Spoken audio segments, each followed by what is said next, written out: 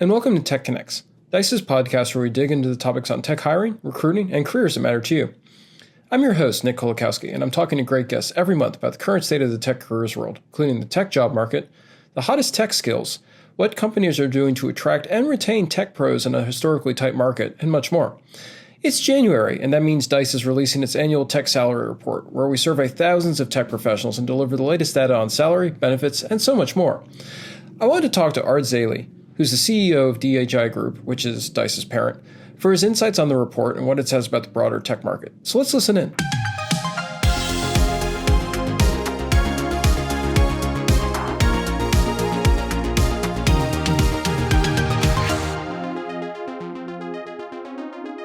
Thank you for being on yet again. I think this is your third go-around on Tech Connects, and so it's great to have you.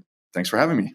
And so to the latest version of Dice's tech salary report, the thing that jumped out at me when I was looking at all the data is that first and foremost, it's great news that tech salaries continue to grow despite some uncertainties in the market and some layoffs and everything like that. However, one of the data points that jumped out at me was, I guess, for want of a better term, almost a kind of a dissatisfaction in how some tech pros seem to be feeling. And by that, I mean specifically the 47% of employed tech professionals who are actively seeking new positions, which is up sharply from, I think, 29% last year. Huge What do you jump. think?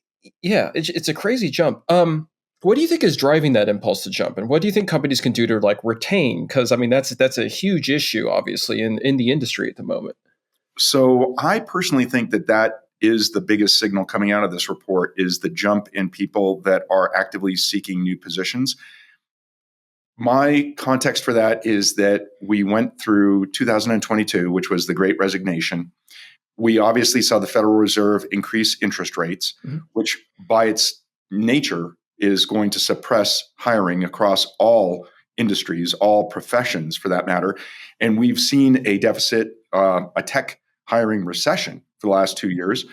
People are very worried about their jobs. That comes out of the survey as well. It shows that essentially people are worried about job stability. And ultimately, when you see people stay for so many years, there is a natural tendency to want to move positions because you're looking for higher compensation and you're looking for new skill sets.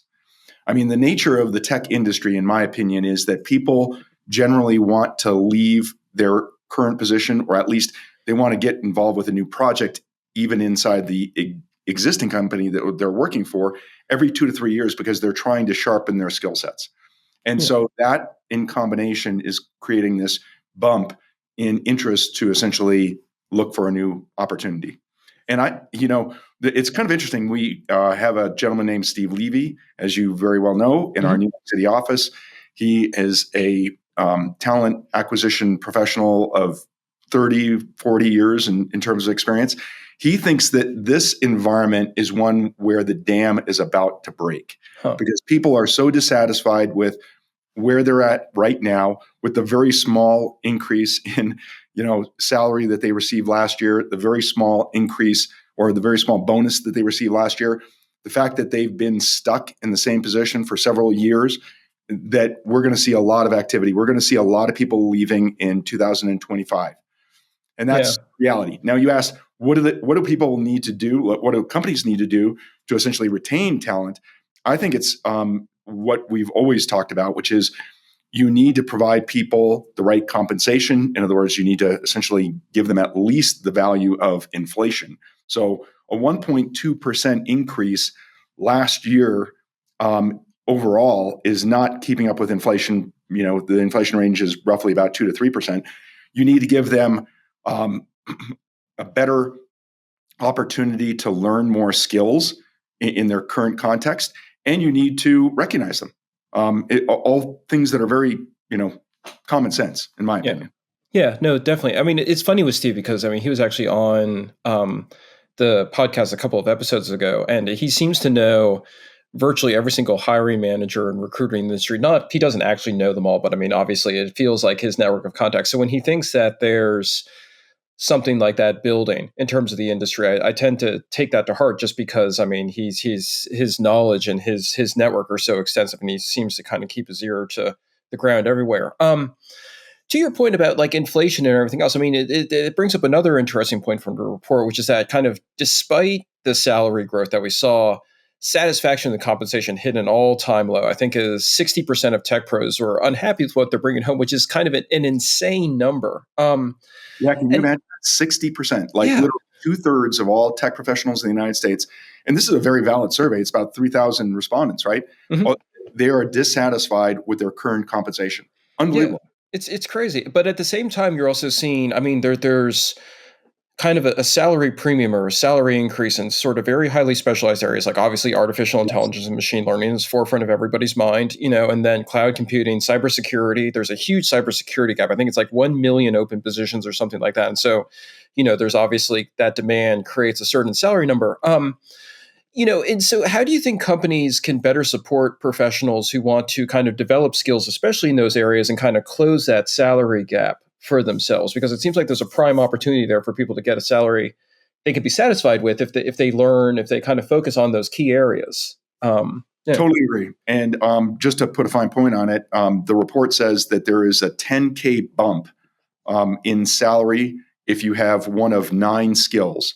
And the skills include artificial intelligence, cloud computing, C sharp, Docker, cybersecurity, many of the skills that effectively are in high demand, right? I mean, the market is based on economics, it's supply and demand. And so we don't have enough skilled people in these particular areas to support the demands of the market. And so the market has to pay up for those individuals. How do companies essentially respond to that? I think that they should be providing some form of learning inside of their tech teams. And that could be, through a variety of different techniques. Like, for example, in the case of DHI Group, we have a number of different subscriptions to online resources, and people get credits to essentially access those resources. You could take people to reInvent, the most important, I argue, kind of tech conference during the course of the year. You could argue that there's probably a number of different great tech conferences to go to, but going to those conferences and getting people actual education on really important technology domains is effectively, I think, a necessity in today's environment. You have to show that you're willing to make sure that people are getting meaningful work, interesting problems to solve, education associated with their future career demands. Mhm. Yeah, no, one of the things I really like that we're doing internally, and it's also, when I talk to people, for example, at any number of companies, large and small, it seems like they're also replicating this internally in their own different ways, but it's prompt engineering, which is an easy way to get employees, both tech employees and non-tech employees, kind of an early quick ramp up into AI where you're doing prompt Oh, yes. engineering for coding, you're doing prompt engineering for other tasks. And then from there, if you want to start building models and getting more complicated, you can. But that seems like a lot of companies are taking those baby steps in those areas and not, yeah. I think that anybody that is, conscious of the importance of AI and specifically generative AI, of course, it has to be giving their people, their tech teams, the necessary knowledge of what is to come in the future for their career. It is one of the most important trends. In fact, as part of this salary survey, we asked a lot of the more senior people that responded what they thought the important trends were over the course of the history of their career, and they came out saying AI is going to be blowing away all the other major trends associated with the internet, mobile devices, all these things that we've seen over 20 to 30 years. AI is so important for the future of a tech career. Yeah. Yeah. No, and it's crazy because I mean, I've been covering tech for what a very long time. I think since about 2007, 2008. And back then it was all about virtualization and kind of like the first foundations for the cloud and so on is what everybody was very intense about. And that was followed very quickly by smartphones and mobile, which people got very excited about, and that obviously was a huge sea change to the industry in a lot of ways. And people said, the iPhone, iOS, Android, et cetera, are the most kind of transformative technologies in our lifetime. And then that rolls forward. The cloud gets more sophisticated. People shift that attention to the cloud, and now we have AI and machine learning, and people are shifted to that. But to your point, it seems like whenever people talk about AI, they talk about it in almost like civilization bending terms in ways that they didn't apply when they were talking about cloud when cloud was at its inception, or mobile when it was at its inception. And so it's exciting in that sense. And of course, you wrote a multi-part series earlier this year on how AI is going to impact society and all these different facets and so on. How do you think AI? I mean, not that we all, our crystal balls are all various degrees of foggy, but how do you think these technologies are going to shape the industry in the near term, i.e., like the next year or so, but then also kind of longer term? Like, what's your thinking on it now? Well, I think that there are some really interesting emerging use cases for AI. And it's important to understand that despite the fact that we kind of talked about a tech hiring recession, the one area where we're seeing an incredible amount of demand for tech hiring is with the larger consulting companies. If you looked at Deloitte's or Accenture's or IBM's or McKinsey's career page, you'd find that they are trying to hire armies of AI professionals. And that's because the larger companies, the ones that have the wherewithal, the larger budgets, can afford to pay these large consulting companies to explore the use cases that are going to make their business models more successful for the future. But we know that AI is going to be super important for improving our ability to code as tech professionals. We know that AI is very important in terms of content generation from a marketing perspective. That's obviously off, the topic for the tech team per se, but we are seeing an incredible explosion of content that's being generated by AI. In fact, there are a multitude of different facets to that, and whether or not it's going to be good for society or negative for society, but there are emerging use cases for both tech organizations and marketing organizations that are very, very well understood at this point, even just 2 years into the era of ChatGPT. Mm-hmm. That reminds me a little bit. It's interesting, but a couple of years back when, for example, Facebook switched its name to Meta, and all these companies were pouring tons of resources into augmented reality, virtual reality, mixed reality, whatever your term du jour is to describe, headsets and so on. It was actually the consulting, when we looked at Lightcast and all these other databases, it was actually the consulting firms that were first in with hiring hundreds of people who were with VR tools. It's always interesting how you always assume that sort of the impetus for hiring and so on is going to be at the biggest companies, the Metas and the Googles and so on. But it's always like PwC or whatever that seem to be like hiring first and strongest. It's just an interesting quirk that I've noticed over the years with emergent tech. That's exactly right. Actually, one of the interesting observations I'd make, and it's not part of the salary report this year, but it's associated with just my study of our Lightcast data. We have a Lightcast data feed that looks at all the jobs in tech across the United States economic landscape, and also looking at layoffs.fyi, which is a very prominent site for looking at the number of tech layoffs that are taking place. It is really super interesting, in my opinion, to see that we saw a crescendo of layoffs that took place for companies like Meta and very famously the larger tech organizations at the end of 2022. It's ramped way down over the course of time. And literally even this month, like December of 2024, I know that we're recording this ahead of the actual release date. But not much, so we're good. Yeah. But it is truly interesting to me to see that we have seen a ramp down. And the only companies that are really laying off tech workers right now are the very small, I would say, venture-backed companies that are always teetering, always unstable, always worried about their future. And at the same time, we're seeing that the larger companies like Amazon, Google, Meta, they're the top of the list of Lightcast of people that are now hiring, which could mean that there is a kind of a sea change that's taking place in the technology hiring environment right now. In terms of the big companies, and then also in terms of what we saw in the report with regard to job satisfaction, remote work and flexible scheduling are sort of one of those critical components. 4 years after the pandemic started, it seems that people are very used to doing, their remote and hybrid work schedules.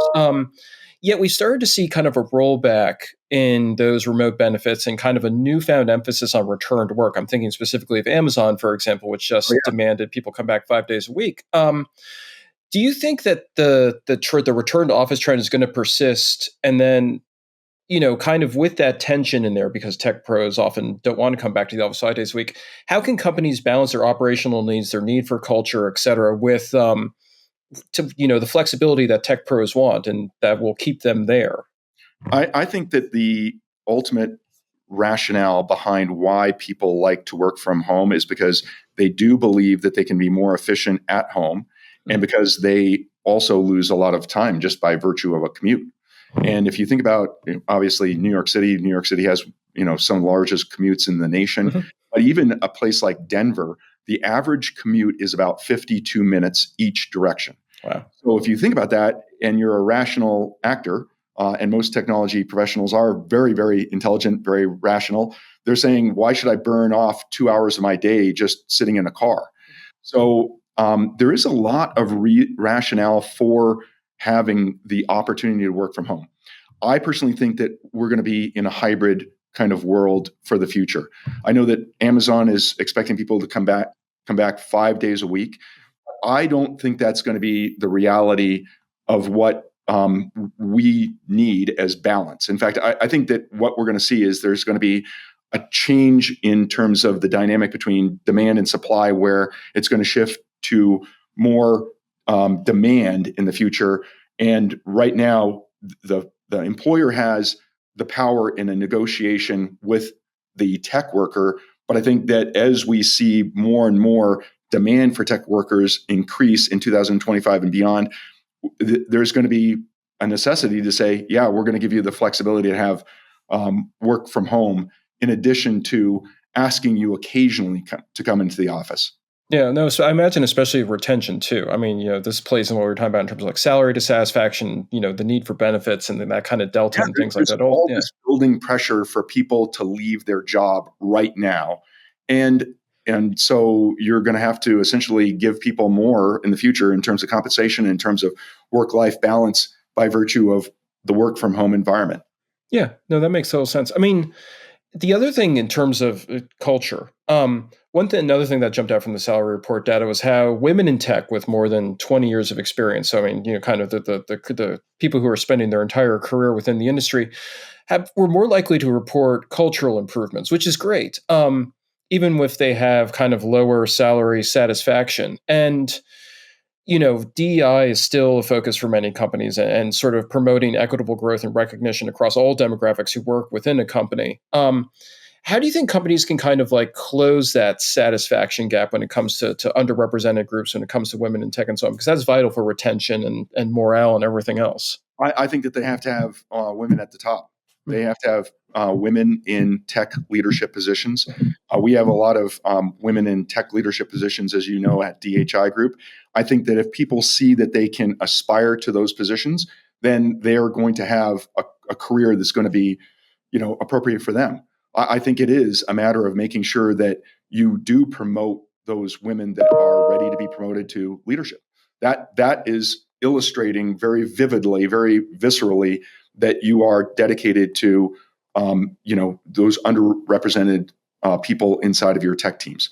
Yeah, no, and I mean, obviously that's vital because again, I mean, it just seems that given the cycles of demand and supply and so on within tech, we're at a moment where companies need to do everything they can kind of to remain hyper focused on keeping like their most valuable tech professionals in their seats. I mean, Yeah, that's critical. actually, the interesting thing is that I think that the system will be self-correcting.